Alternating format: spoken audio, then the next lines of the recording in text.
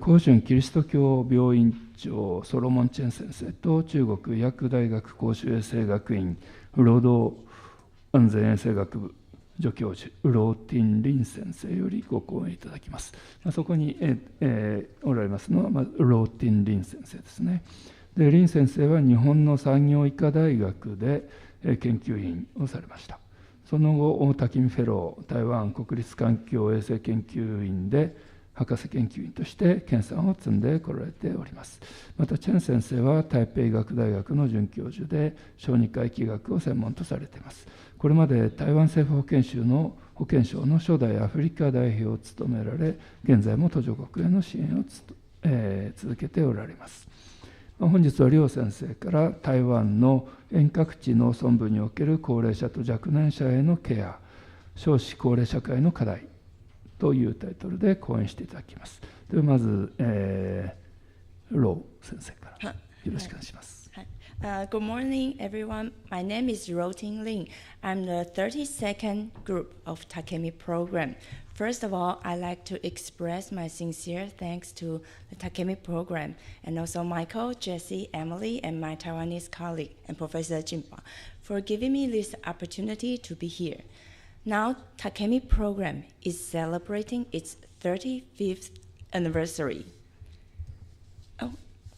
35 is also the years that Japan spent for the transition from aging society, age society, to super age society. For Taiwan, it now is here. We just entered age society this year. After 8 years, Taiwan will enter super age society, like Japan. This is the most recent data on family structure in Taiwan. Low fertility rate, fewer members per household, and more one-person household. So the first, changing to an age society, the first and direct impact is the increasing demands for long-term health care. Obviously, it is an increasing trend.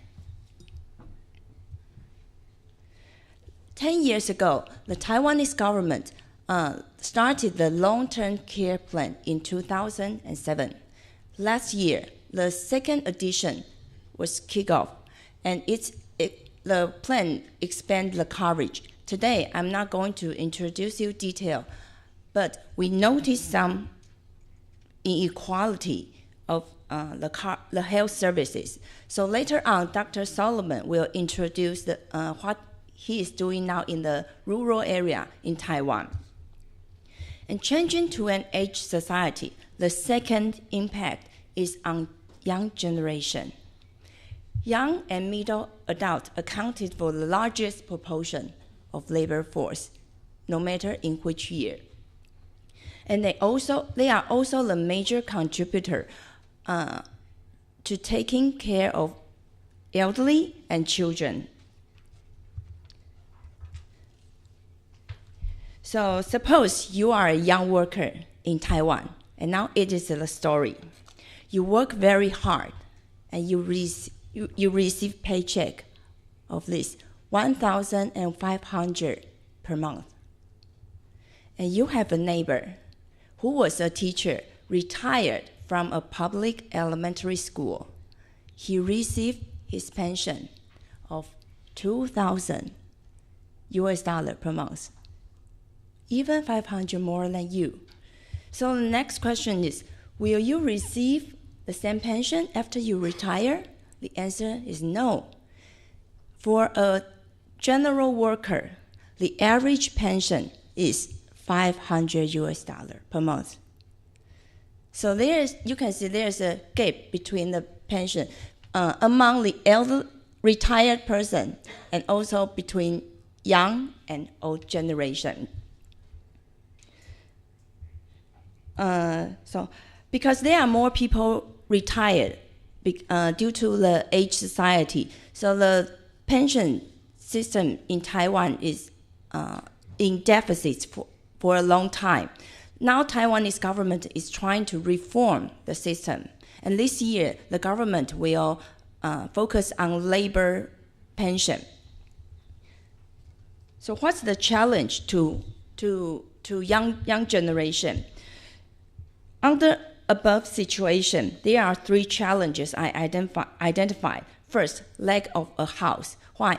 Because if you receive the pension like this, $500, if you don't have a house, you just receive that. It's very hard for an elder person to live in a society because no one wants to rent a house to an old man without a job, with no job and with low pension.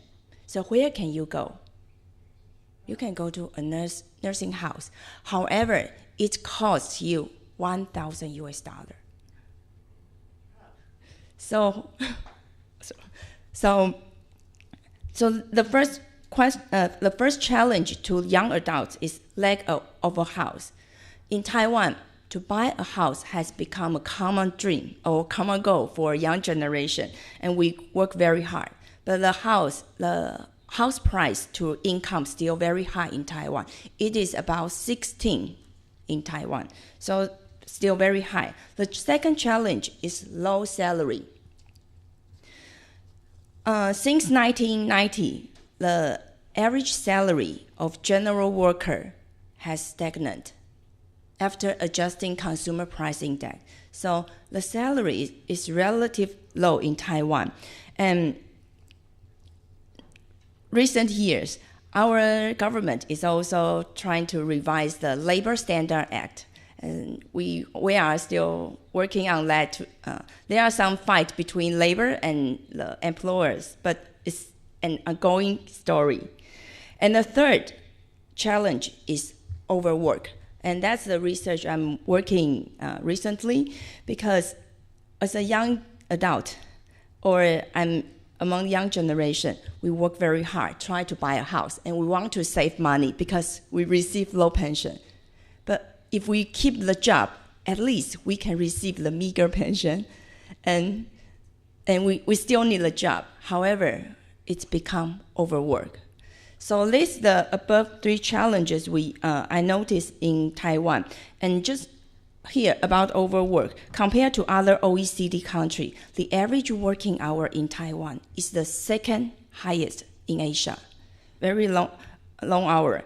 Therefore, the health inequality may be widened by existing socioeconomic status, but also between generations. So here, I'd like to provide 3 suggestions to help the young generation. First, to improve current employment and working conditions, including raising salary and reducing working hour. I think that's the most direct benefits to young generation. Second, to narrow the income, including the monthly salary, but also the pension received when you're retired. Third, to provide everyone, include old and young, a secure and sustainable place to live when you retire. So this is my recommendation. And let's now welcome Dr. Solomon to share his part in Thousand Taiwan.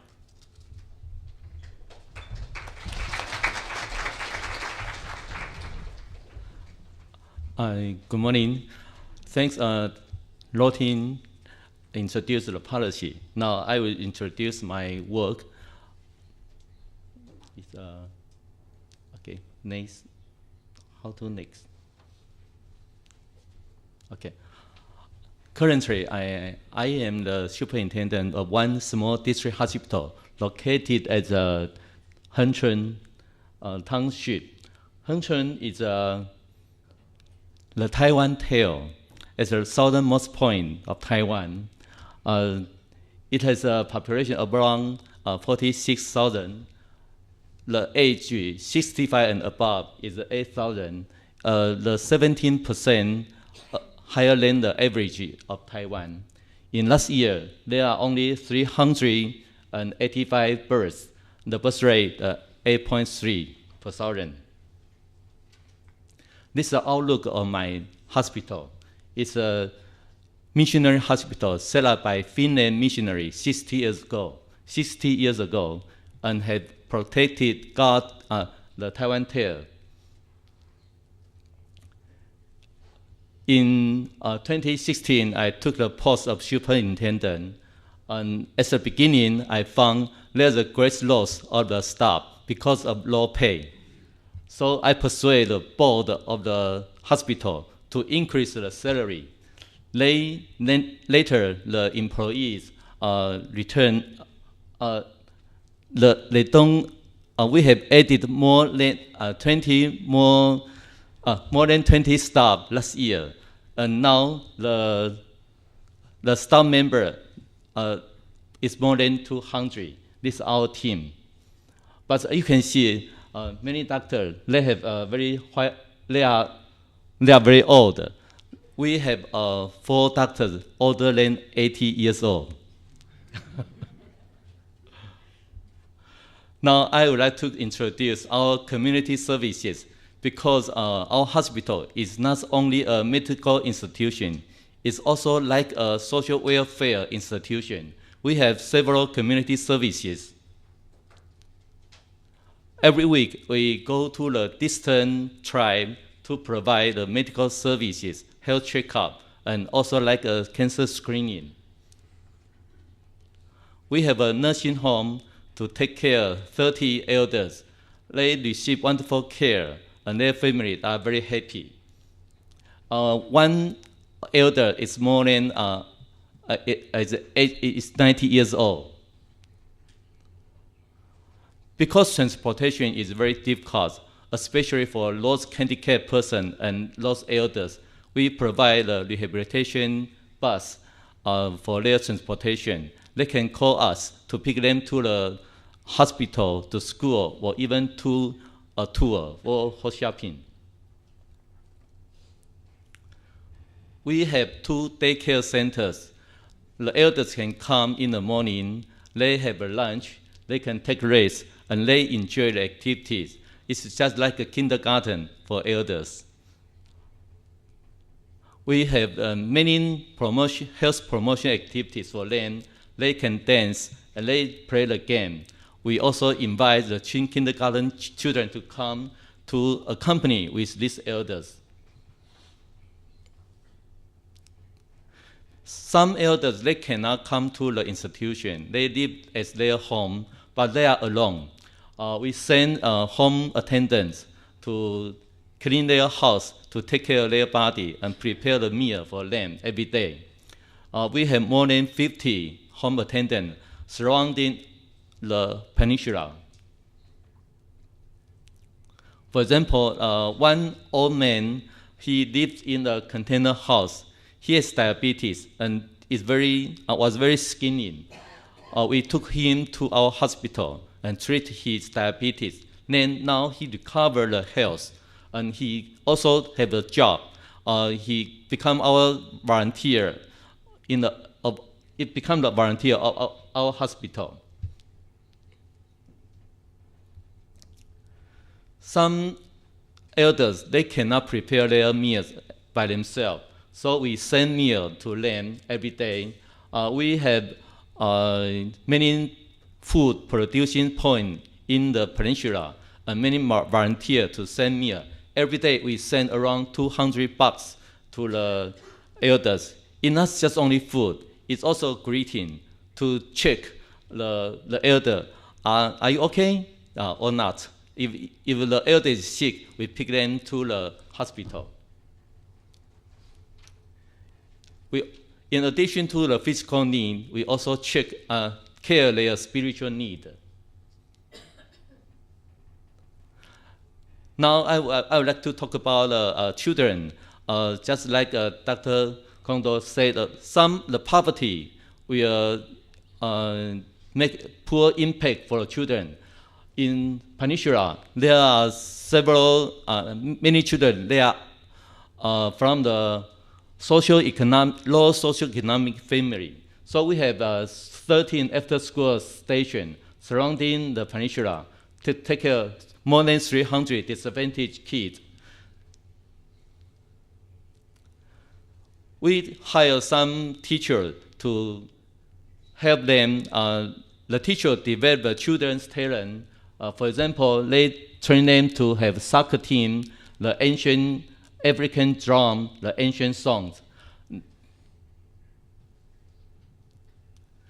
The football team, they enter the national final camp. Let's help them to build up the confidence. We also designed a book car to carry a lot of books to the school, to the tribe, to tell story for children, to encourage them to read. We have many foreign sports from the other countries, like Philippines, Vietnam, Indonesia. They are very important for us. They deliver a newborn. It's Taiwanese kid. We need to take care of them. I think our hospital,恒春Christian Hospital, is just like a lighthouse for Taiwan care. We have some challenge. We face a very rapid aged society in Taiwan and low fertility rate, but the government has not enough resources to provide long-term care, especially for disadvantaged persons in distant areas, like恒春Peninsula. Our hospital, just like an integrated community center, we integrate the government and social society resources. We play an important role in the provision of care in this area. Finally, I would like to express my sincere thanks because we just have an earthquake and Japan has sent a rescue team. And a few days ago, I saw the poster on the convenience store. It's really, you really help us. Thank you very much.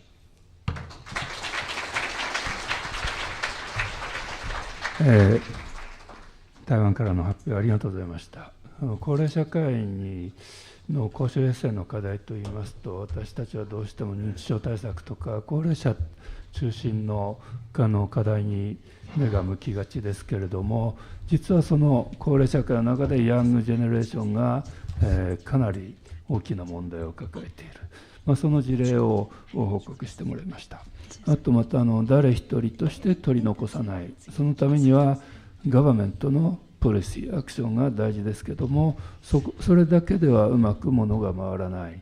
そこでシビルソサエティをどう巻き込んでいくか、その素晴らしい事例をここで聞くことができたと思います。